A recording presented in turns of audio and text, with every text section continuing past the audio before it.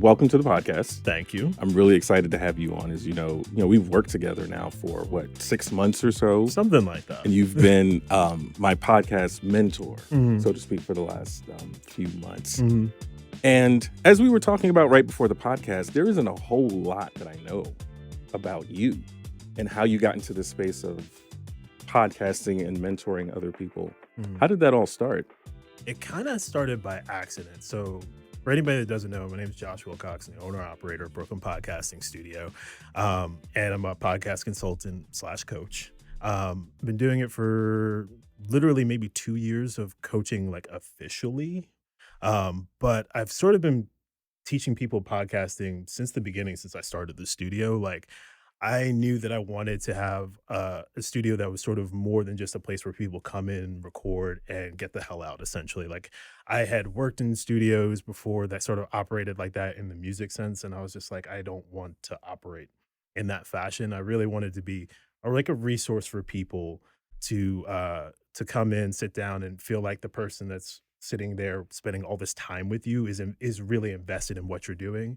And then the other thing is, like, I always tell people, like, I've adopted the MTA slogan of, if I see something, I say something. Right. So if I see something that I know can help you out as a podcaster, I'm going to tell it to you. That way that you can get better, because the way I've always felt about things is like, if my clients are doing well, I'll be doing well at the same time. So for me, it was always like a win-win situation. So, but the reason why there isn't a lot of information about me out there is just largely because I'm in here working all the time. Okay.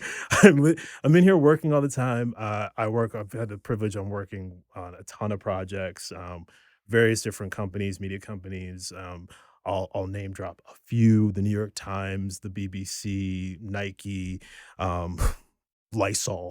This is news to me. Caterpillar, Okay. the construction company.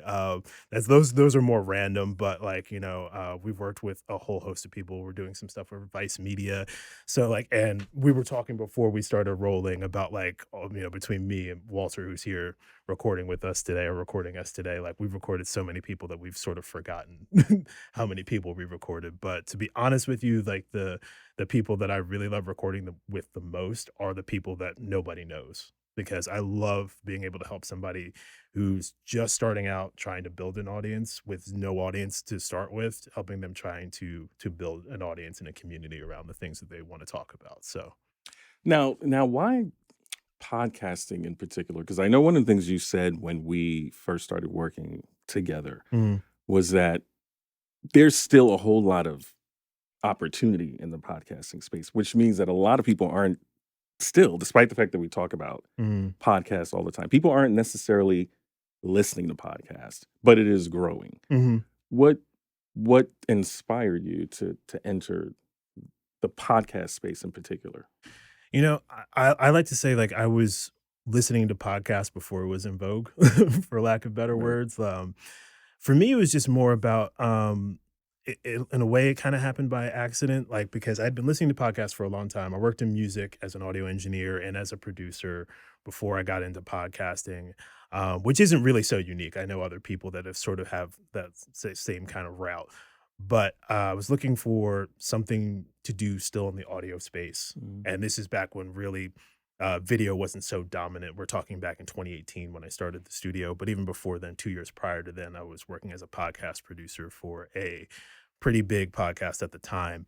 And what really made me want to pivot was, I realized when I was working in music, I was pretty much, when I wasn't working on music, I kind of stopped listening to music and was pretty much almost exclusively listening to podcasts. And what were you doing in music specifically? So I was working as an audio engineer. I worked as an audio engineer for a long, long time. So Okay. that's like recording, artists. I worked with a lot of R&B artists, a lot of hip hop artists. Can you say who you've worked with? Yeah. So I worked for what's it called? A bunch of rappers I don't remember. Number one. Come on, that's the juicy a bunch stuff. I'm a trying bunch to of get to. a bunch of rappers I don't Okay. remember. The big one is Jim Jones. I worked in his Okay. studio for about somewhere around like 10 months to a year. Mhm. That was a really interesting experience. I learned a lot about myself in that time. Mhm. Walter's laughing because he knows a lot of the stories Right. from when I worked there. but that was a really great experience because I got a chance to, working with high profile clients, you get a chance to really understand like what the, music world is from, what it's like on that level. Mhm. So I really enjoyed, I did enjoy my time there, but it was also kind of tough because, um, I realized when I was working there, I wasn't getting paid a lot, but I was doing the real work. It wasn't like just like some intern grabbing coffee. Mm. Like I was really recording artists every single night. So I recorded Wow. Jim Jones, I believe one or two other members of Dipset, and then Jim also had a label at the time called Bird Gang, which I think he's actually restarted. And I recorded a bunch of his artists pretty much on a nightly basis. So saw a lot of crazy things that you might expect, in the world of what's it called, recording, what's it called, relatively famous rappers and whatnot. But at the same time, I was a pretty, what's it called? It was a pretty welcoming environment, but at the Mhm. same time, it was a little bit of a difficult transition for me because I'm, what's it called? I had much different upbringing. I wasn't from the city. I'm from the suburbs. I am very aware of how I sound and talk. So, Sound which great. no, but like they used to roast me Did for it they and stuff. really? Yeah, they used to roast me for it all the time. And Okay. but what's it called? But like it was pretty much all in good fun and stuff like Right, that. right. Um, but yeah, like that was a really cool and interesting experience. So where did you grow up? So I'm originally from Cherry Hill, New Jersey, Okay. which is a suburb of Philadelphia, which is people from South Jersey will pretty much always describe it that way because it's the only interesting thing about Cherry Hill, New Okay. Jersey, aside from its mall. Right. um, but I grew up in a pretty like middle class, to upper middle class neighborhood. Didn't really want for too much. We weren't rich by any means, but also at the same time, like my parents took care of me very well. So like Okay. I'm not one of these people who will tell you I had some sort of struggle story or something like that because I definitely didn't. Mr. Fresh Prince. Yeah, Mr. Fresh Prince. I wasn't quite Carlton Right. Banks. West Philadelphia, right? Born and raised. Yeah, but Yeah. parents helped me out a lot. Yeah. You know, part of what I do on my podcast is I talk about this deviation that I did from, or that I'm doing from being a lawyer to Mm, now moving back into media. And for me, as I've said on this podcast, the signs have always been there. I've always had an interest in media. I've always been attracted to production. I've mm. been attracted to speakers. I've been attracted to lights and cameras. When did you first know that you had an interest in production? Honestly, it all started with my older brother. I'd probably say my whole journey or path really from what's it called, from working in music to getting to podcasting actually started with my brother. So he was in college at the time and he came home from break. He went to like the University of New So he's Mexico. older than you. Yeah, he's Yeah. older. He's like Okay. 7 years older than me. Okay. He went to school at the University of New Mexico and he came home with all of this DJ equipment.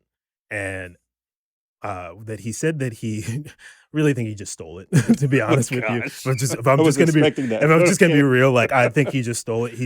He said that somebody left it at a house party that he was at. Okay. Really think he just stole it. If I'm just gonna be real about it. And It's been longer than 7 years. So yeah, I know. statute of limitations It's been up? only Okay, statutes of cool. limitations. I think we're good. This is because we're rolling back the clock like Sure, sure. 20 It's a some long odd time. years. Yeah. But he brought this stuff home. He kind of taught himself, but he was just like, "Hey, let me show you how to use this." And it was like some real bootleg stuff. It wasn't anything great, but like I got really hooked and addicted to it. Hmm.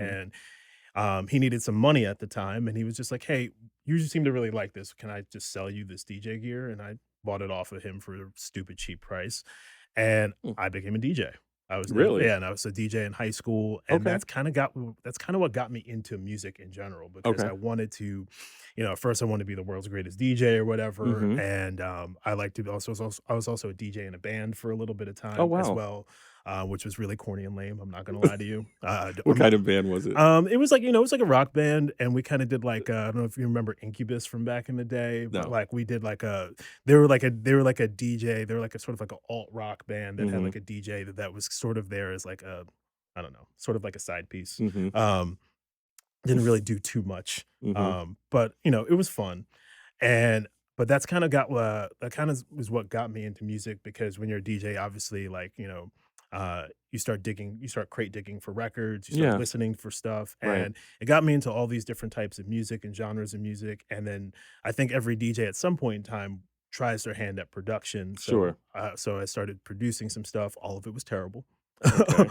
Okay. All of it was terrible, but And this is all in high school? this is all in high school. Oh, wow. Okay. All of it is terrible. All of it was terrible and garbage. Why do you say that? I mean, I know it's a little no, self-deprecating, but but it was. was it really? It was objectively bad. Okay. Like, but I also knew that it was bad. Okay.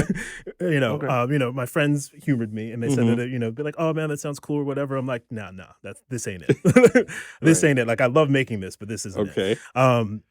But that kind of but I got the bug for music from DJing, and my parents, like I said, were really supportive of pretty much anything I wanted to do. And even though they were nervous about me being like, "Oh, so you want to pursue a career in DJing Right. and in music?" Right. But they decided to support me, and so I went to school for So I went to school for music. Well, first went to a HBCU. I went to Hampton for a year, which is something. No. Yeah, Okay. yeah. As So you guys call the yeah, real yeah, HU, but that's a whole nother, yeah. right? It's not the real HU. Secretly, I wish I had went to Howard. Not Okay, gonna there you lie. go. HU. But what's it called? Even though I love the people that I met at Hampton. Sure. But I left there after a year, largely due to academic reasons. Not that I was doing poorly, but like I just realized for what I wanted to do, like I just realized their program wasn't really all that strong. What program was it? Was It was it like so they had a music engineering and technology program. Okay. So because like I went to school to be. I decided, hey, I'm going to do audio engineering because that seemed like a much safer bet Okay. in music. Was that in the School of Communications at Hampton? I believe so. I believe Okay. so. It's been so long. So It's interesting because one of yeah. my professors at Syracuse left for a bit to be the chair Mhm. of the School of C or the Department of Communications at Mhm. Hampton University. Yeah. So it's Actually, I think that was part of their journalism school that they had there. okay. Yeah, but Yeah. and I kind of wish I had actually, surprisingly, like I actually think I probably wish I had done journalism while I was Is there. that right? Yeah, I probably would have stuck around if I had done Okay. that. But more importantly, I realized that like their engineering technology program was not all that great, largely just because like their studio, like the stuff that they had in the studio and like everything we were working on was like super outdated. Mhm. Which was a shame. And I decided, I was like, I just didn't get the sense that I was gonna get what I wanted to get out of it, especially since like mom and dad were footing the bill. Mhm. And I was just like, because I was talking to seniors at the time, and I saw how far progressed they were with their skills, and I was Hmm. just like, you guys are getting ready to graduate, and you Yeah. guys really don't even know how to operate programs all that well. Mhm. So I was just like, is this where I want to be for like if that's where you're gonna look like in 4 years, like is this the best thing to do? Mhm. So I ended up transferring to a school called Full Sail, Okay. which is for anybody that works in media. A lot of people know about Full Sail. It's Sure. really famous. It's in like the film, music world, also like graphic arts and like gaming and stuff like that. But it's another art school. Where are they located? They're located in Orlando, Florida. It's Florida. I thought so. Okay. Yeah, in Florida. Spencer School, but they really throw you into like real world situations. Mm. Like that's kind of like their deal is like they try to. It's almost like being in an internship after like Mhm. the first couple of months. It's kind of like almost like being in an internship Mhm. for like 9 months to a year, Okay. and you are in these accelerated classes where you're like doing 12. You could do anywhere from like 12 to even up to like 16 hours of classes a day. Wow. Yeah. Wow. So did you continue to DJ through your, I don't know, college years? Yeah. So Yeah. I continued to DJ. And what was your name? Oh God.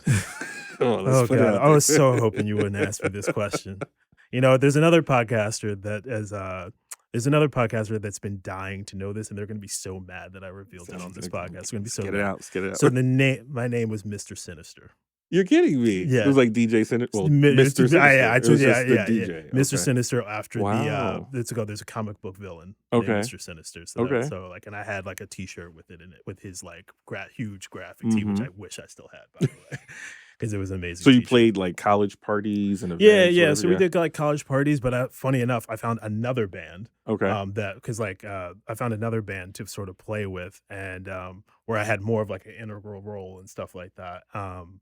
And we made lots of weird music together at house parties. Like we were sort of like a show that people would be like, we don't know what you guys are making, but it's really entertaining. Mhm. Like, we were making a lot of like really, I wouldn't call it rock music. I wouldn't call it electronic music. It was just sort of like a blend of a lot of things. Like I would throw on like the weirdest, trippiest record I could find, throw Yeah. some effects on it, and the guitar player who had all like these effects and stuff like that. Me and him could like sort of like we had like a real synergy. He was Yeah. like one of like the first musicians like I actually had like a real synergy with in terms of like we liked sort of the same Yeah. sounds and we could make like these really weird soundscapes together, and then the band would just start playing around the Yeah. two of us. It's interesting in listening to you describe kind of the music that you did, the choices you made early on. It almost seems like there were no rules. Like you were just kind of uninhibited. I'll try this kind of music. I'll try this sort of venue. Yeah. I mean, where'd that come from? That sense Um, of gonna do what I want. I think I've always just kind of done what I wanted. That's a really good question, actually. I never really thought about that. I would just say it just come from it came from my mom, I guess I would Yeah. say. She just gave me a lot of freedom, and Hmm. she's always just kind of had like this mentality of like you only get one. This is gonna sound super cheesy, but it's like, yeah, It's you only get one life, so you might yeah. as well do whatever you want to do Yeah. with it. So and the other thing is too is like my parents, and I think I've always felt this about myself. I'm like, I'm smart enough to do a bunch of other things. I have enough confidence to I feel confident enough in saying like if I wanted to do something else, I could Hmm. easily do something else if I wanted to. Hmm. So it's like if anything I've ever done doesn't work out, I could always just go back and do something. I don't know. Just out of curiosity. Yeah. What would that be? Is there like some second passion that's just kind of lurking in the winds? I Like, mean, if you had asked me like 10 or 15 years ago, I yeah. probably said like, "Oh, I would have gone back to school to do journalism or something Okay. like that." Or Right. maybe I would have gone back to school to do some sort of like super sciencey thing, like I don't know, Mm. uh, I don't know, like rocket engineering or something Right. like that. Okay. Like I don't know, but it's Be like a I rocket scientist. yeah, or Yeah. like a rocket scientist, yeah. Or maybe I would have been like a writer. I've always Yeah. been good. I, I think I've always been a good writer, and that has actually served me extremely sure. well for for what I'm doing now in podcasting. And I didn't know it at the time, but my ability to write has been like sort of like the people don't know this, sort of like the backbone Wow. of like why I'm good at helping people with Hmm. podcasting. All Yeah, right. So let's fast forward. So you graduate college. Did you immediately? You did graduate yeah, college, yeah, right? yeah. Okay. You I sure immediately. hope so. Right. Well, I mean, and so you immediately went into music production full time as a professional. So no, like I was always producing music when in my spare time, but Okay. like I got like a regular 9 to 5 working. I worked a couple of office jobs for a really Okay. long time. First of all, my first job I worked was like for Comcast doing tech support, which Hmm. was awful. I ended up leaving by throwing up in the bathroom. Um, Realizing that like my body physically told me that you shouldn't be doing this anymore because you Okay. don't want to be here. Comcast will not be Yeah. sponsoring this. Yeah, like, I was like if you called up, it's like the tech support, like, That's you interesting. called, you call them Yeah, up on the yeah, phone and, and you need help with your internet or you need help with your TV or something like that, like, I was that person answering and the you had a phone. visceral reaction to not wanting to be there. Yeah, because it was like, I did this thing called actually helping people with their problems. Yeah. But Comcast doesn't care about that. And most of the cable companies don't. They want you to sell more stuff while you're on Okay. the call, which is why now it was like that's what they do. When I first was working there, it was sort of like something they relatively new that they were implementing, being like, hey, let's see if we can sell stuff Hmm. during the tech support calls. Hmm. Um, but and they kind of told us that they told us it was a tech support job, but I found out very quickly that like no, all you guys really care about is the sales end of this thing, Mm. and I'm not really that kind of a salesperson. So Hmm. yeah, Hmm. And so that was, so yeah, yeah. I worked that for like I worked that for like a year or two, and this is while I was still living in South Jersey, and then Okay. I made the move to New York for a girl who's now Okay. my wife. Oh, okay. um, But we had been dating. We had been dating for like a year, and I was coming up to New York on the weekends. Hmm. Uh, and then very shortly afterwards, I ended up getting a job with one of my wife's friends. Hmm. In an office. It was a really chill work environment. Hmm. And I eventually became like the office manager there, but I worked there for like maybe 7 years. Okay. And I wish I hadn't worked there. So the reason why I worked there for so long, because I thought I would be there for like a year or two. Hmm. And then I was like, oh yeah, I'll find a job in music. And Right. I was actually working for Jim Jones at the same time while I was working that 9 to 5. Um, and the craziest part is like everyone thought I was crazy because like I was working from 9 to 5 at that job. I would come home, work out, eat dinner, and then go to that job from 9 until 3 or 4 in the morning the next day. And I did that for like nine or 10 Wow. months straight, 5 days Okay. a week. Okay. Yeah. did you eventually, get that opportunity or position full time? Um, no, No? Okay. no. Well, the thing is, like, it was sort of full-time hours for, like, how people record and work in the Mhm. music industry. Like, if you're an audio engineer, like, there's very few. I mean, I guess maybe this is just how rappers work, or a Mhm. lot of R&B and rappers work, but it's or R&B singers and rappers work, but, like, they work in the nighttime. They're Mhm. vampires, so, Okay. like, they're not. So, I know some people do work in the day, but a lot Mhm. of them, they're working they would go, like, they don't roll into the studio until 9 or 10 at night, and then Mhm. they leave around maybe 2 or 3 in the morning, or maybe Mhm. 4 or 5 in the morning, depending upon how much more they wanna keep recording and Mhm. stuff like that. Um but essentially, I worked that office job for 7 years where I became office manager, and I always tell people this, I wish they had treated me worse because I got really comfortable there. Mhm. They gave me promotions, they treated me well, and I know I shouldn't be, like, Mm. promoting that, like, they should have treated me worse, Yeah. but they treated me really well. Mhm. They cared about they cared about, like, my opinions on things to make the business better and stuff like that. Like, God forbid. it was actually it was actually a Right. really good office job. Like, I'm Yeah. not gonna lie, like, it was a Yeah. really good office job, but just obviously there was a ceiling there and stuff like that. But ultimately, I didn't wanna be there to begin with anyway. It wasn't my Mhm. dream to be Mhm. doing that Sure. job. So, yeah, and Okay. then eventually I quit. You quit and Yeah. so I don't wanna go necessarily Yeah. step by Right, step, step, but yeah. eventually I assume, did music production full time? Yeah. Yeah? Yeah. And you did that for how long? So, when I quit, I saved up all this money, Okay. um, to give myself, like, maybe, like, a year to 2 years worth of time to see, like, let me just put all of my eggs in one basket. Mhm. Let me make all this effort, to see if I can make it in music.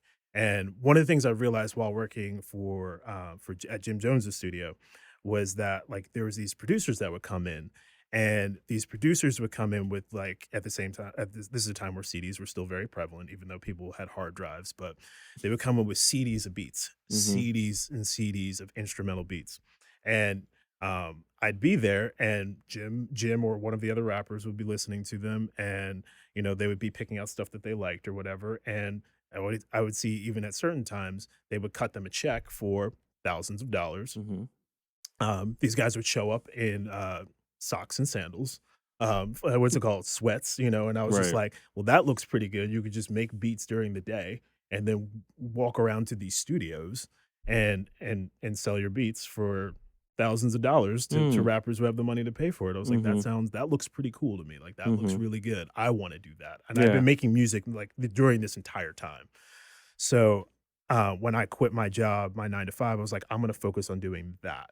Okay. Um, and in addition to doing that, I also was like, let me also not put all my eggs into one basket of, like, just instead of just trying to sell this music to artists, I also was like, let me also try to do what is called sync licensing. So Okay. sync licensing, Mhm. some people might be familiar with this, but sync licensing is when you are essentially selling your music for, like, TV and commercials and Mhm. film, because I knew there was a lot of money to be had in that, just because I'd been in the music industry for enough amount of time to know that that was a thing that people were doing in order to make money. So I was like, let me also try my hand at that. And I sold a couple of things. I made enough money to make, I don't know, I made like a whopping maybe couple $100 tops doing sync licensing. Right. I think well, it's a hard world to try to make some money in. Mhm. I think the most, like, hardest part was because, like, a lot of times there's a person called a music supervisor, Mhm. for these projects, and they're the ones that are deciding, like, what music goes into the film or the TV show or the advertisement. And there'd be times, they'd narrow it down to, like, Mhm. 5 or 6 tracks or whatever, and they would let you know, like, hey, we're really interested in the song. We're going to narrow it down to 5 people, but ultimately they can only choose one. Yeah. And there were so many times where it'd be like, "Oh, the payout for this is $10,000. The payout for this is Mhm. $15,000. The payout for this is, Mhm. whatever." And, to know that you were, like, one of 5, or to go, you didn't make it. You made it this close to, like, a bigger payday. It Yeah. just never happened. Never happened for me. But that's sort of like my transition from doing a 9 to 5 job Yeah. into trying to do music full time. But I was not successful at it. You Yeah, it's interesting because I think about my background again is in the law, and there were all sorts of signs Mm, about me wanting to going to television, going to broadcasting, including my desire to Mm. write as well and being in studios or whatever.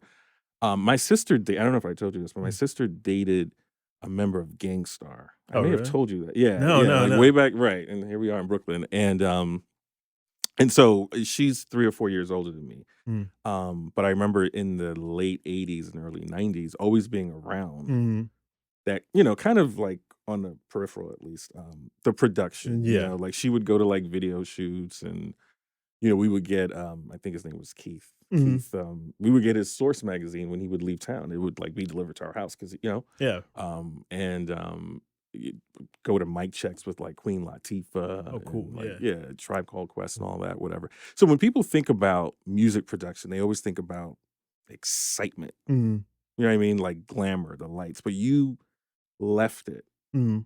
So and you just said you weren't successful, but tell me about Well, that. I wouldn't say like, I wouldn't say like, I say I wasn't successful. Like I wasn't successful monetarily, but Okay. like, but like there's projects I can look back. I said like my earlier stuff was trash or Mhm. whatever. I'd probably say towards the end, I was like, it's kind of funny. I would probably say towards the end when I was getting ready to quit, I realized like I was like, okay, I'm decent at this. I felt I could at least say the word decent.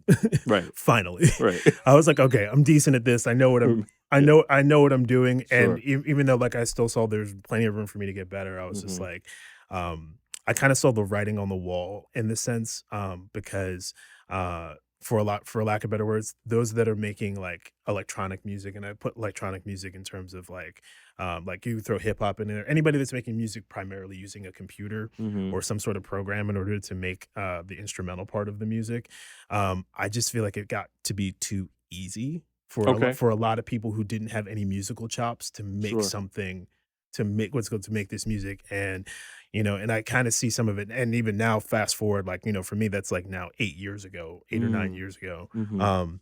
You don't have to have anywhere near the amount of, for lack of words, like musical chops or Mm. musicality in order to make what you consider to be like mainstream music nowadays, Mhm. unfortunately. But what it's done is it's cheapened the music, and it's cheapened the what you can charge for things. It's cheapened what you can get for things in terms of like, for example, like if I was to try to get a sync license now, Mhm. like it's even way harder because there's so many people that can now the barrier to entry to making like top notch quality music, Mhm. or at least stuff that is good enough to use for these sorts of things. Mhm. It's just easy now. It's really easy. When you say cheapen, does that include the quality of the output, like what people are actually producing necessarily? I Or would is say it I would say so, but but there are people that can make what sounds like a really like a high quality produced piece Yeah. of music, Right. without really knowing how to, or without really knowing how to play anything, without Mm. really having any sort of musical theory. And I try not Mhm. to be, Mm. I don't like to be gatekeeping with certain Sure. things or anything Yeah. like that, because I also believe like these are just tools in Mhm. order to make a product. And don't get me wrong, like if you really are somebody that has a lot of musicality, or theory, or really are like really good at any one instrument, like yeah, you can probably make something even greater than somebody that doesn't know these things. But at Mhm. the same time, it's like, there's a lot of people out here that are making stuff with these tools nowadays that don't require a lot of skill or talent, Mm. unfortunately. Right. So like the market became really saturated, and then it became like a race to, this is like a real inside the weeds like music business sort of thing, but it also kind of came like a race to the bottom, for like who could sell their tracks for, to either artists or to Mm. corporations for X amount of dollars. Like there are people, I mean, you can go right now and Google like, hey, I want to buy a beat for $25. Mhm. Like why did we all decide to do that? Mm. Because it just cheapened up, like everybody's just trying to undercut the Mhm. thousands of other producers that are out there Mhm. making stuff. And Mhm. because of that, it's like it's become exponentially harder for people that are making quote unquote beats of any kind to make their money now. Mhm. So yeah. So now you're the owner of this wonderful Which is why I'm in studio, podcasting. Brooklyn Podcasting Studios, and you've been the owner of BPS for how long? I've been the official owner since 2020, so Okay. about 5 years now, which is Okay. crazy to think that it's been that Yeah. long. Yeah. So what's the story behind you getting to this space and eventually becoming an owner of this space? So I'll fast forward this one part just right before or I'll tell you like this one story before I owned the studios, because like I did work in podcasting before I owned the studio. Okay. I produced a podcast called The Human Experience, Yes. which was a pretty big show. I Does didn't it real still exist? Is it it's still? I mean you can still download episodes from Okay. it. The way I like to describe it to people is like it was like almost like a Joe Rogan-esque type show, Oh, wow. not quite as problematic. Was it 3 hours? Yeah, but it was relatively So long. long. But I would say like some of like the weirder guests and like uh sort of really niche experts that have been on Rogan were kind of like on that podcast 5 years prior. Like we recorded like a lot of people like Oh, wow. Grant Cardone, who's like a big serial entrepreneur if you're in the entrepreneur space. I'm trying to think of who else. We had like a lot of uh specialized like yoga teachers, people that are in doing like a lot of like very weird practices and stuff like that that are Mhm. into like kind of like the ethereal things. Some of them, like I was listening, I'll be honest with you, I was just like, I really don't know what they're talking about at all. But but like you could just imagine just like these really niche sort of out there subjects that people were talking about. Mhm. Um and but they were experts in their field. And that podcast we had a pretty big following. Like I think if I'm remembering correctly, like we had on Facebook at the time, I think like 100,000 followers on Wow. Facebook, Okay. 150 on Twitter. Right. And we were averaging like maybe anywhere between 12, like on the lower end, we had like 12,000 listens per episode, and then on a high end, probably anywhere to like 100,000 listens per episode, Mhm. depending upon like how big the guest was. So, Mm. but I worked there. Who was the host? The host was a guy named Xavier Catano, who I never met in person, and I only knew what he looked like through through like an avatar picture or whatever, Okay. or like his profile picture or Okay. something that he had. But this is an audio only podcast, Right. and we worked remotely, so like we never worked, so like I never ended up meeting him in person. Okay.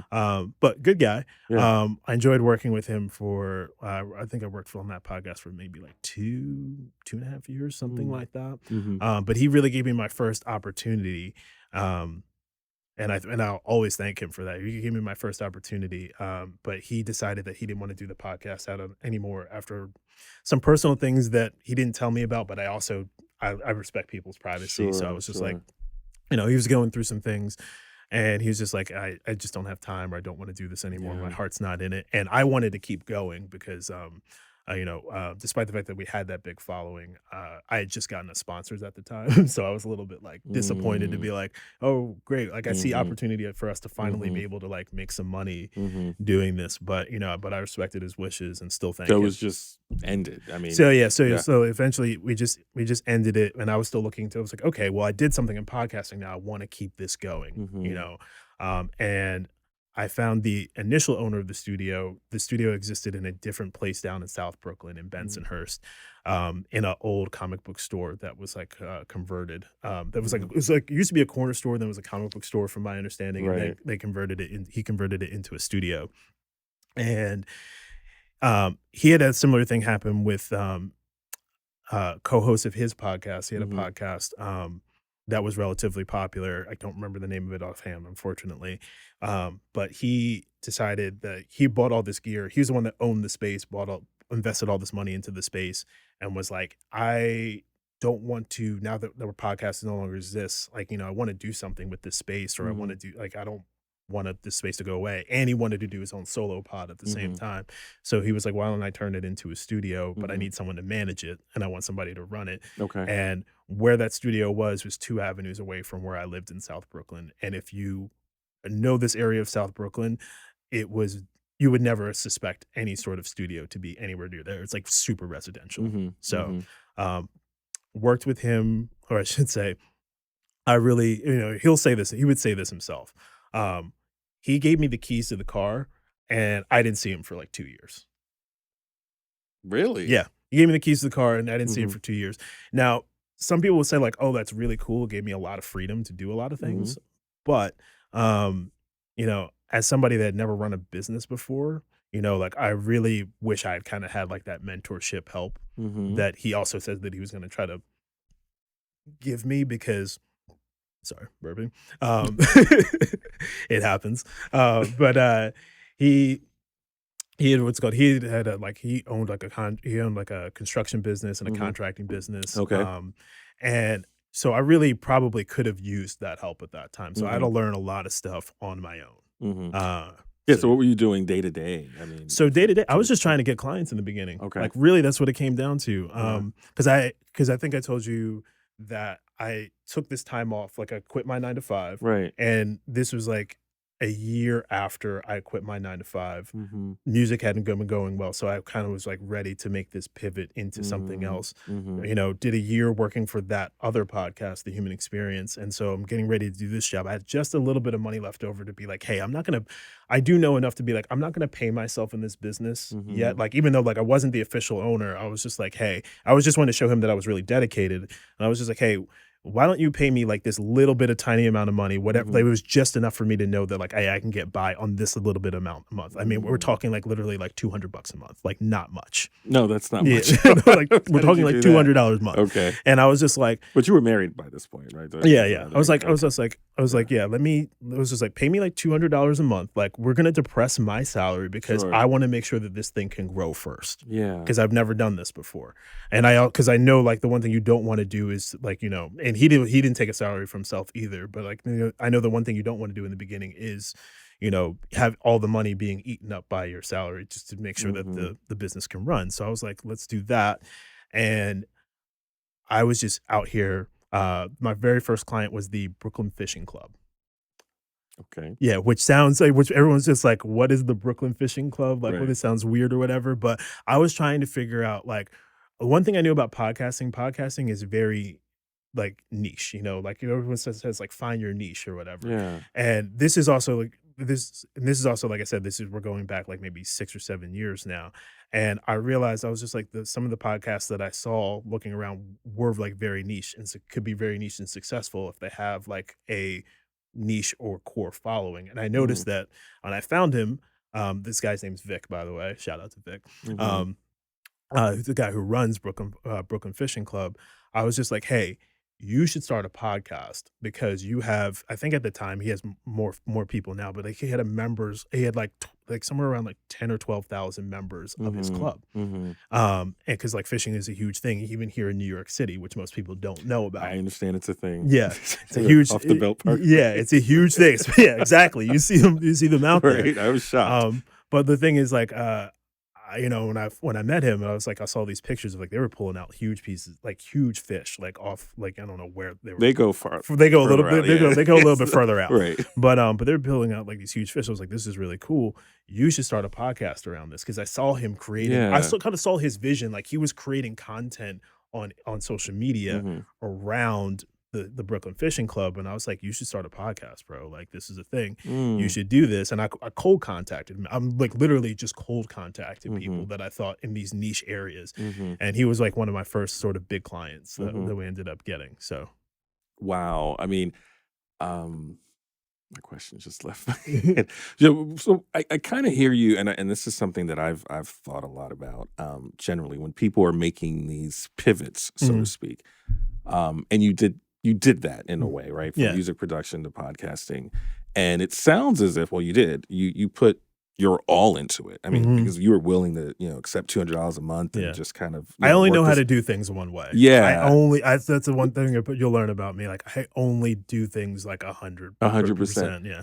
And so, a question I have is, because you often hear about people who have I don't know, a dollar and a dream. Yeah. You think about like Madonna when she Mm, came to New York City in the mm, maybe early '80s, late '70s. I don't know, yeah. but she literally had nothing, but she had this dream, right? And Mm, she just went right for it. mm. And I can't think of other stories, but a lot of people do that. Do you think that's necessary um, to do in order to kind of have success in an avenue that you don't quite occupy at 100% yet? Yeah, I think to a certain extent you have to. I think you should put 100% into it, but you Mm, have to do it I think that the caveat to that is to have some sort of plan. It doesn't have to okay. be Yeah. it doesn't have to be a perfect plan, and oddly enough, like, this is piece of advice I actually give to, like, a lot of my podcasters in the sense where, um, you don't have to be perfect out the gate, but you should have some sort of plan, some sort of strategy. And then the other big thing is being adaptable to knowing that the plan is going to change. Like it's not going to be a Mm, finite plan for okay. and that's how I kind of, and it wasn't like something that like I sat there and planned out, like knowing like, oh yeah, my plan's going to change. I just sort of like intuitively knew that like, okay, I need to have some sort of sense of direction, Mhm, some sort of idea of how I'm going to get from A to B. mhm, And but also knowing that like you don't know how to fill in the gaps to get from A to B mhm, yet, but like just being aware of like trying something. If that mhm, doesn't work, mhm. figure it out. What's it go? Be like, okay, it didn't work. Why didn't it work? Mm, And then make a change, and then see if that changed work. See if that changed work. yeah, It's kind of like, how people talk about failing fast? Like, yeah. I think I've probably mentioned that to you. Like, I'm a real big fan of failing as fast as you So you possibly can can. learn So as that you fast can as possible, yeah, so you can learn as quickly as possible. Yeah. yeah. You obviously have a good sort of, I mean, I would imagine, like, good instincts, and you trust yourself, Mhm. right? I mean, you betted on yourself Yeah. to do this. I mean, people say that about me. I don't necessarily Yeah. feel that way, Really? but Well, 'cause a lot of people wouldn't do that, yeah, right? I yeah, mean, yeah, yeah. that's awesome. Alright, so back to Brooklyn Podcasting Studio. So what was the story behind you owning this space? So the story behind me owning the space was, so the original owner of the studio, this was always sort of a pet project for him. Okay. And without going into the personal details of what was going on with him, he was doing some shady things in his other businesses, which he would admit himself. Okay. He was doing some shady things in his other businesses, but it wasn't affecting what was going on over here. And I think he realized that, I think he felt bad that I started that he wanted to do this thing with me, Mhm, and then, for lack of better words, kind of abandoned me. mhm. Not necessarily in a This is like a theme. not necessarily in the fiscal sense, because like he Sure. was like, because he didn't like short me during that time Yeah. where I was getting a little bit of money. Like he never shorted me on money there or anything like that. But he really was absent the entire time.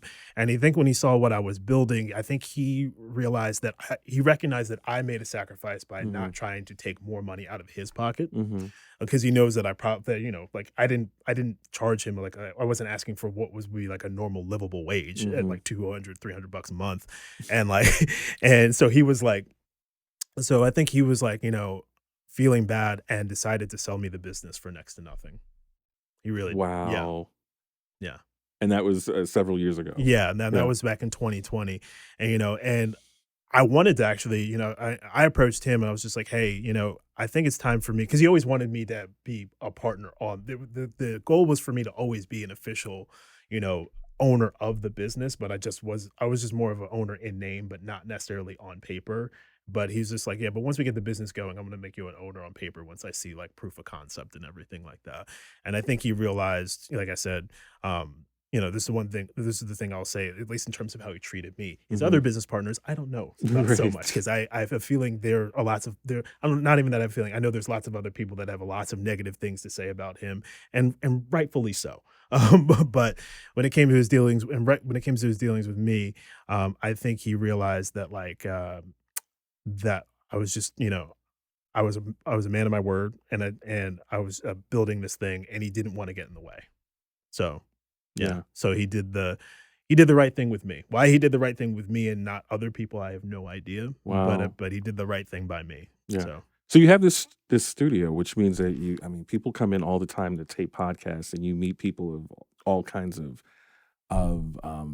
backgrounds, yeah, and people who have all kinds of podcasts, mhm, and I would imagine some are better than others. yeah, Right. for Okay. sure, And so I'm just for wondering. sure. No disrespect to anybody, because Right. we So we're all not going to name names, right? we all But start out somewhere. So right.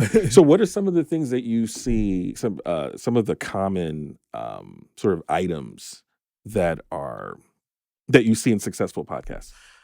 People don't forget that, like, I would probably say, like, one of the number one things that I will say that, like, separates a good podcast from what good podcast from a bad podcast, Mhm. let's say, is just being like, treating it like it's a show, like Yeah. understanding, that there's an audience here, Mhm. and not forgetting that they're there. Like, you have to talk to the audience from time to time. Like I talked about talking to the audience both indirectly and directly with Mm. you.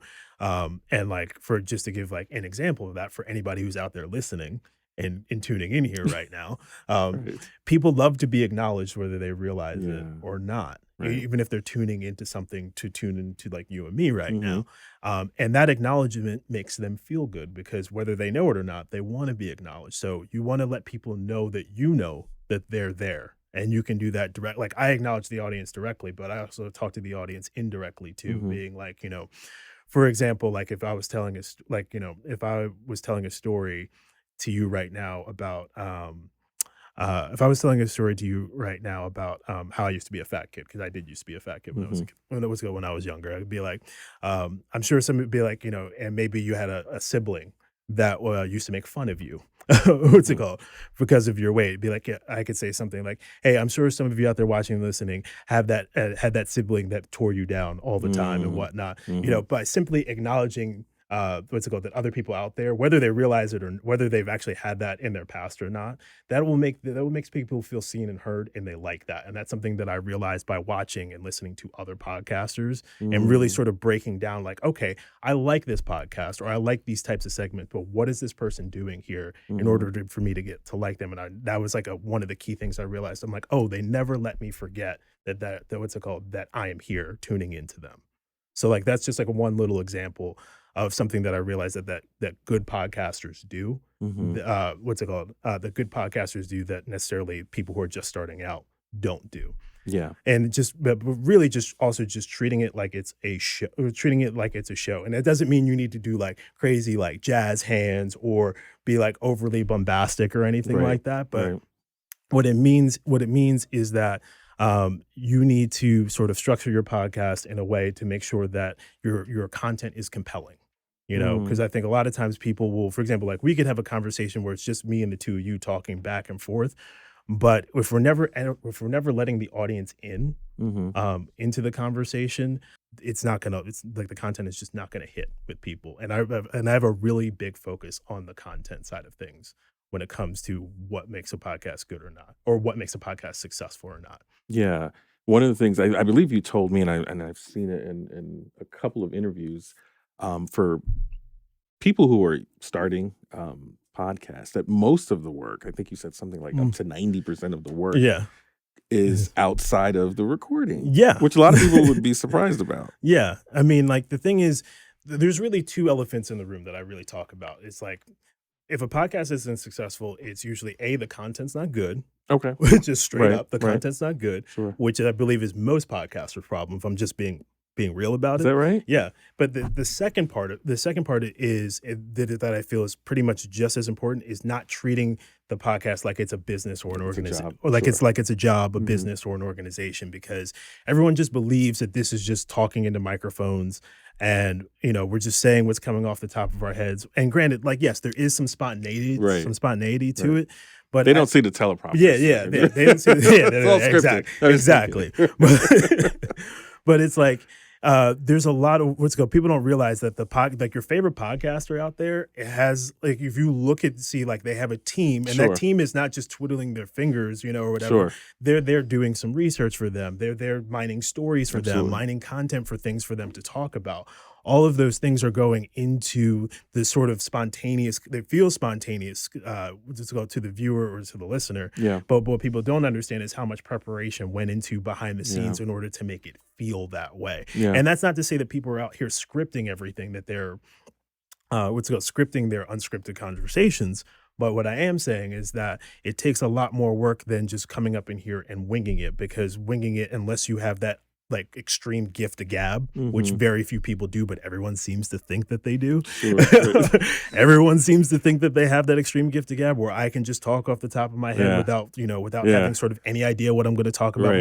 before the mic turns on. Right. Um, most people don't have that, Or so and there are people who appear to be winging it, and yeah. maybe they're a lot more spontaneous than others, but they do have a whole team behind them Yeah. telling them, stop, or Yeah. maybe stop winging it for a few minutes. Yeah. And yeah, that's Yeah, because people don't know interesting. all the work that you've been doing behind the Oh scenes my to even gosh, I prepare could for begin to this. tell you. Yeah. This is interesting.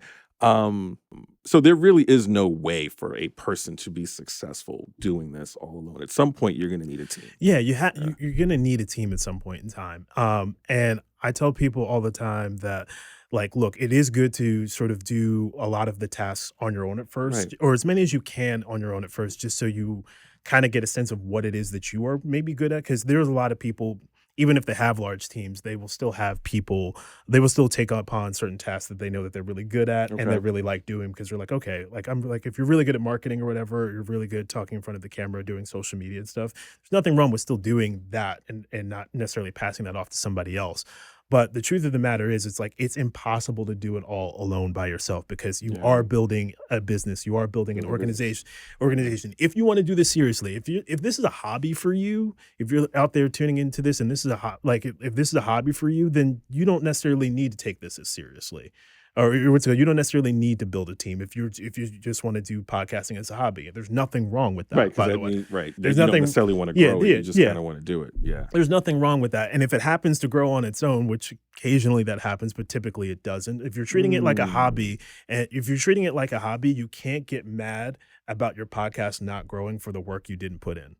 Like, That's interesting. I mean, so when you look at like very successful podcasts, and there are a lot of them out there, I mean, would you say all of them had that sort of sense of intentionality behind them? Like there was an intention to be successful and the system built around that, and planning and dreaming and all of that necessarily?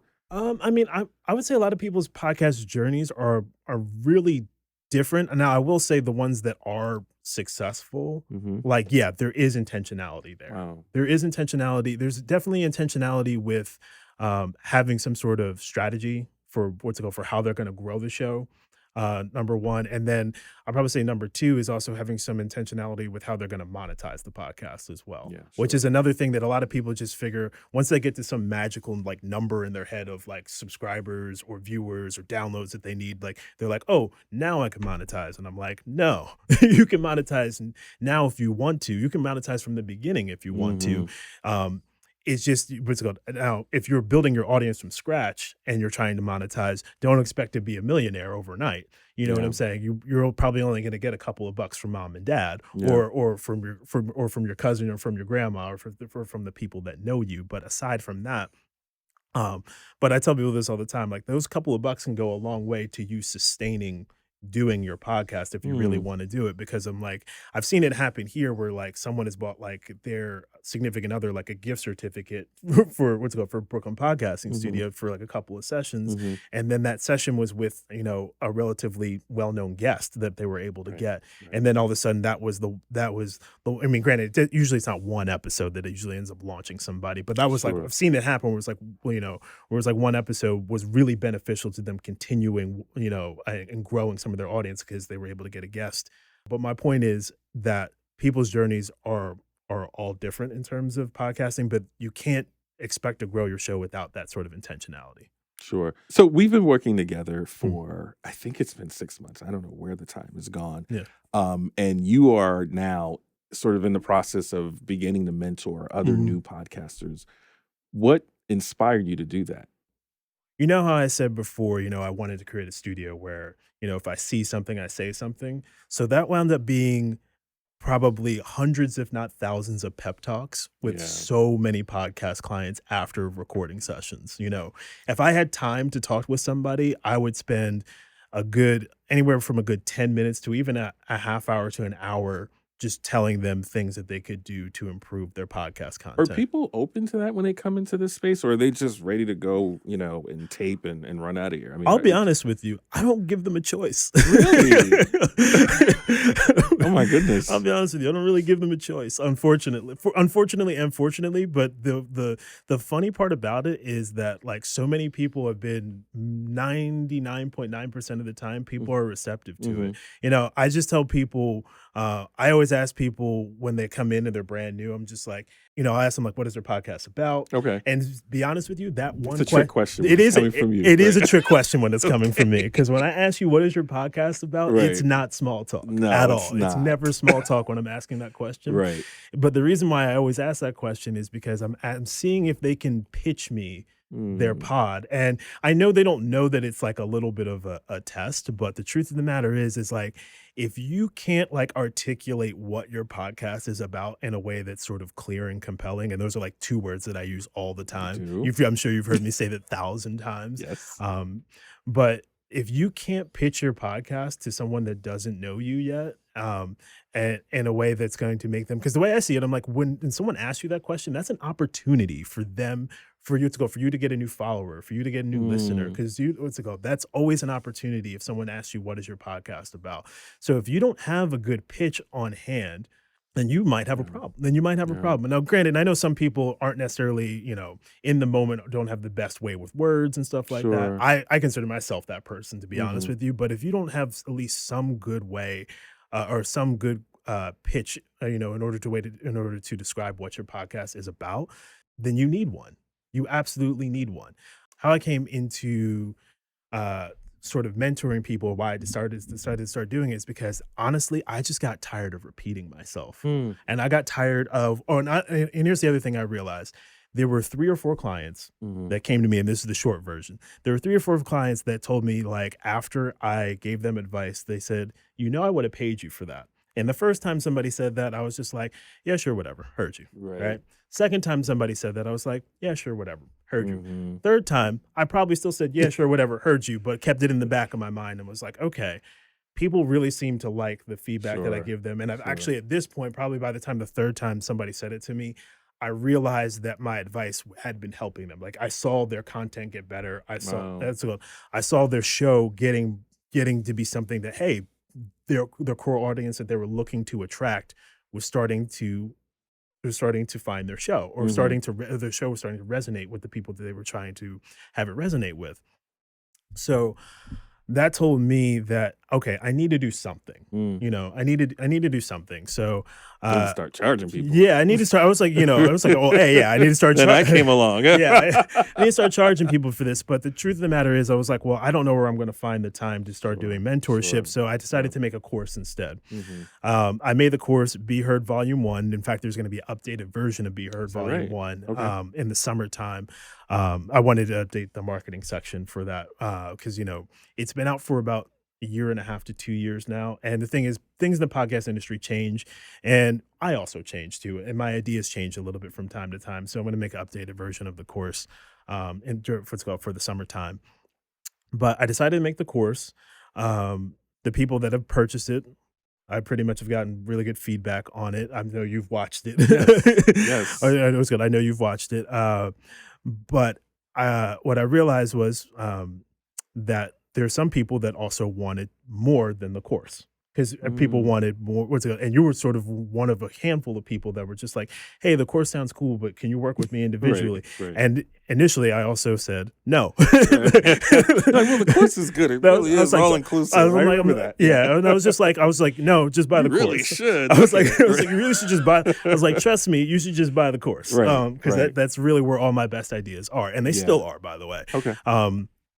But I realized that there are a lot of people that really do get more out of having that one-on-one sort of Mhm. being able to run specific ideas that are specific to what it is that you're trying to do, through somebody, as opposed to trying to sort of figure out, like, going through the course and trying to figure out what is the thing that Josh has already said Mhm. that applies to me. Whereas, like, you can just ask me and I can tell you exactly what it is that you need to know, but also sort of help you strategize. Sure. Because the thing is, there's so many different kinds of podcasts too. Mhm. There really are. I think most people believe, like, what I've realized, one of the things I've also realized is most people's idea of what a podcast is so limited, versus, like, I've recorded so many different kinds and Mm. different styles of podcasts, different Mhm. genres of podcasts, Mhm. that most people don't even understand how big the world of podcasting is. Like, there's so many different styles and formats of podcasts that I've recorded, that, like, I've seen different, and how you market them and how you go after certain audiences are going to be very different depending upon the type of podcast that you're doing.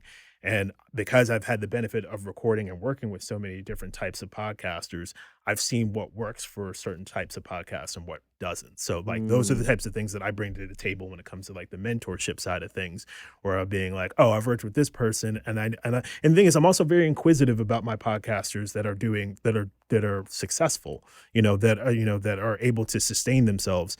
and seeing like, I'm very inquisitive about asking them, hey, what's working for you? Or hey, Mm. like I heard about somebody doing this. It was called, are you doing this? Is this working for you as well? So I have like this weird but very like interesting perch that I can be on where I can sort of get a lot of ideas from other people. Cause like I don't want to give people the sense that like I'm this all seeing and all knowing podcast guru. Like the world of podcasting is so large that no one Yeah. person knows everything. But by the nature of working with so many different clients at so many different stages and so many different genres, doing so many different formats of podcasting, I get a chance to see what works with people, what's Mm. working for people, what's worked for people, and what I think might work for people in the future. So, Do you ever feel it your obligation, duty to help people find their voice in the podcast space, or is that kind of like hands off? You just kind of watch them just like try stuff out. honestly, that's really what if I were to say like when it comes to the content side of things, Yeah. that's really what I specialize in. I probably say like if, I hate when people say like, oh, I have a superpower, but like I would say like my superpower, to be Mhm. completely honest with you, is being able to watch or listen to a podcaster, especially someone like, let's say someone who's brand new. A superpower is being able to watch or listen to them, let's say, and they're not clear, they're not compelling, but I see what they're trying to do. I understand what they're trying to do, and I have a pretty good idea of what the best version of their podcast could look like. Mhm. And there's a lot of people, and that's really what gets to the heart of why I do what I do, is because there are a lot of people out there that have something worth saying, but have no idea how to say it. And I think that is the Mm. biggest thing that so many podcasters struggle with, is that it's not what they're saying, it's how they're saying it. And I know that that's not an original thing to say either, but it's so true. How Mm. you're presenting information, how you're presenting yourself and how you're presenting the content that you're making Mhm. is infinitely more, almost if not more important than what it is you're actually Is saying. that right? Yeah. Okay. I wholeheartedly believe that. Yeah. How important is authenticity in the podcast space? People say this all the time, so this isn't an original thought from me, but it's everything. I feel like authenticity is almost everything, Mhm. depending on the type of podcast that you're trying to Yeah. do. But yeah, it's Right. almost everything. That's interesting because I think about certainly in television, Mm, right? We can all think about like TV shows where mm, people seemingly are not real. mm, You think about, and maybe I think about like the Real Housewives and mm, franchises like that in reality mm. TV, which unless we're thinking of it as Yeah, real, but it's largely let like me let scripted. Yeah, you yeah, I want was to gonna say, let me redefine? caveat that with one Okay. thing though. Like, and I sort of hinted at this, or probably said this a little bit before, but like you need to be the most entertaining version of your authentic self. That's Okay. what I tell people. That's what I'm trying to Okay. strive for people to find. Yeah. When I talk about finding your voice, it's like, okay, what is it that you're trying to say? Okay, this is what you're trying to say. Okay, so we got I said the two C's, clarity and compel, like clear Mhm. and compelling. Mhm. So it's like, what is it that you're trying to say? Mhm. That takes care of clarity. Mhm. Next, we're going to say, like, when I get to the compelling portion of it, it's how can we take what you want to say and say it in a way that people will actually be like paying attention, like their ears will Mm. perk up Mhm. when you're speaking about a Mhm. topic. That's what I feel like I'm really good at helping people do, Mhm. is helping them find that voice that is the most, like I say entertaining, but it just is it's the voice where you have people's attention. Like I feel like everybody at some point in time, no matter how good or weak of a speaker they are or how charismatic they are, that's really what I mean. No matter how charismatic they are, we've all had moments where we're talking, let's just say, to a group of friends or a group Mhm. of family members or people that know us, Right. and they're all eating out of our palm. Like, we've all had moments around people that we know where we Yes. know that we have everyone's attention, Yes. and that's the person that I want to bring out that's the person that I'm trying to get to for you to be at on your podcast, because that is an entertaining version of your most authentic self. That's what I'm trying to help you bring out. I love that. I love that. So where do you see podcasts 5, 10, I don't know if we can do 15 Hmm. years from now? Where do you see this medium going? I think it's going to be, I still believe it's very much at the beginning stage. I Yeah. know people don't feel that way, but people don't feel that way because it's the new or newer hot thing. Mhm. But the truth of the matter is, like, there's still people think it's like it's already like, and I know like I'm biased when I say this because Yeah. because people are just like, oh, it's a saturated market. Everybody and their mom has a podcast. But like I was literally looking at a statistic the other day, and I'm really big into like the podcast industry stats and stuff that come out on like a quarterly basis. And like someone put up an interesting stat on LinkedIn. I'm sorry that I don't remember the gentleman's name, Okay. but he was saying like, talking about like how many podcasts are out there. And there's like there's millions, maybe there's millions of podcasts out there, but only 35,000 of them are actually like active podcasts. Oh my goodness. 35. Wow. And don't get me wrong, like 35,000 is still a decent amount of number, but if I told you it's 35,000, that feels a bit more attainable in terms of like, can I break through to 35,000?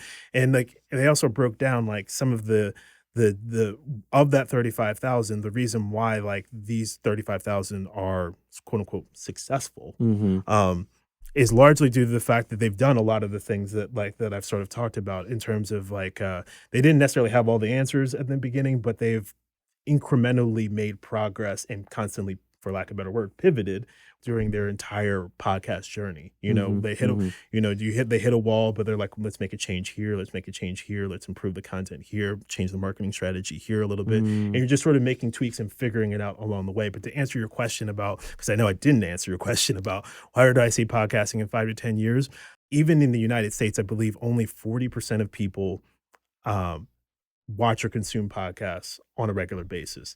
I'm surprised it's that high. I think it's 40? Wow. Like, there's lots of different numbers out there, but I'll say roughly it's anywhere from a third to 40%. Wow. But there's growing markets all around the world. Like, and as more markets around the world become more online, like for example, there are many countries in Africa, like Africa, and I think Africa is the fastest growing continent, and then what's called lots of South America. I think like Brazil is also one of the fastest growing countries in terms of podcast growth, listener growth. There's so many people that are not listening and watching podcasts yet worldwide that lets me know that like this is still a great time to get into podcasting, because a lot of people feel like it's saturated, and it's really not. It's just the fact that there are a lot of there's a lot of podcasts you can there's a lot of titles out there, but there's a lot of people who start a podcast and quit. Like most people do. Like most people, there's like a statistic out there that's like, I don't know what it is, but roughly it's probably somewhere around like 70% of podcasters don't make it past like episode 5 or something like that. And we can now, it's kind of become like a cliche thing. Everybody's probably wanted to be a rapper at some point in time, and probably somebody's had a failed podcast at some point in time. And, but I think podcasting is just going to continue to grow. That's the one prediction I could just pretty much say, like, it's just going to continue to get bigger and bigger and bigger. Yeah. My hope is just that independent podcasters, and that's really who I'm really trying to work on behalf of, is that independent podcasters will still have a lane to be able to grow their audience and won't get swallowed by big corporations, as like so many other industries let's do. hope not. Yeah. And one of the things I've noticed for the people that I know who have never like really gotten into podcasts or whatever YouTube channels, but who are now getting into that, they're following people who were known on like broadcast TV, for example, like Don Lemon, or maybe even Joy Reid, who I think just started her podcast. And one of the things they like the most, and you'll see it in the comments a lot, is, oh my gosh, this person is like being themselves, and they're just people like coughing on air. People, people can be themselves now, because it's like that. Like it adds to authenticity, but it's just like you just realize like, oh, these people are just people. They're just people, and the truth of the matter is, they realize that like no one cares if you cough on air. No one cares, like, or cough in the middle of recording. Like no one cares. There's so many of these things that like there's so many of these things that people come here and they're like worried about, like, oh, I'm worried about X, Y, and Z, and how like my hair's out of place. And granted, like, I don't want to look like a slob either, but like at the same time, there's things I'm like, oh, can I have my cups on the table? I'm just like, look, if someone is coming into the comments, if someone is coming into the comments and flaming you for having cups because you have to drink water or coffee during your podcast, ignore them. They don't matter. And I guess maybe it's a little different in podcasting. We've all been on like YouTube channels. And we're watching someone, I don't know, do a demonstration on how to make, I don't know, chicken fillet. And then there's something going on in the background that's totally irrelevant. People are like, oh my gosh, how do you have that like bottle of Clorox in the corner? Like, it's just, like, what does that have to do with anything? Yeah. There's a lot. The informality of it is, I think, one of the greatest parts of the medium. Both in audio and in video format. Like, like I think that informality makes things feel more authentic to people, because we're not really worried about X, Y, and Z. It allows you to relax, let your hair down, and just be you. My hair Or if you still have hair. If you still have hair. Josh, thanks for coming onto the podcast. This has been a really interesting conversation. So for people who are interested in following you on social media, where can they find you? Well, Walter, can you cue up my camera real quick? Oh, I'm there already. Thank you. Hey, what's going on, guys? You can find me at Brooklyn Podcasting. That is podcasting ing. Since some people like to put Brooklyn Podcast, but I'm at Brooklyn Podcasting on pretty much all social media platforms. And if it's not, I'm sorry. You can also visit us if you're in the New York City area and you want to record at this wonderful studio. We're at brooklynpodcastingstudio.com. We can book a session here. We do lots of different stuff from audio, video to live streaming. What else? I got a course, Be Heard Volume 1, soon to be 1.1 or 1.5 coming in the summer, where it's going to be an updated version of my course on how to make better podcast content. So if you want to know why your podcast isn't working, like I said here on this pod, usually it's one of two things. You're not running your podcast like a business, or your content isn't good enough, which is, like I said, the thing that a lot of people don't want to admit to themselves or just don't know. That's the reason why their podcast isn't working. But yeah, you can find me on all those areas and platforms. So. And thank you for watching Frolic and Detour Podcast. We really appreciate your support. Please check us out at frolicanddetourpodcast.com and feel free to like, share, and subscribe to our podcast. And thanks for watching.